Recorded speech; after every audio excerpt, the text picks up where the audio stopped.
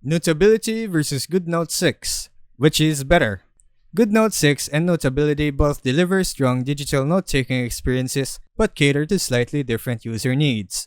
Goodnotes 6 excels in customization, advanced organization with unlimited folders, and AI-powered tools like Smart Spell Check and Math Assistance, making it ideal for users who want flexibility and collaboration features across multiple devices. It also offers a smooth Apple Pencil experience and innovative study aids such as flashcards. Notability shines with its streamlined, user-friendly design focused on audio recording, transcription, and privacy features such as password protection. It is especially favored by users who prioritize high-quality audio notes, simplicity, and traditional handwriting tools like tape and color-coded templates.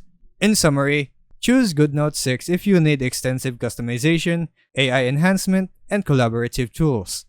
Opt for Notability if your priority is audio integration in a straightforward note-taking workflow with good privacy controls. The best choice depends on your personal workflow and feature preferences, as both apps raise the bar in 2025 digital note-taking. And that would be all for our comparison video. I'll see you on the next one.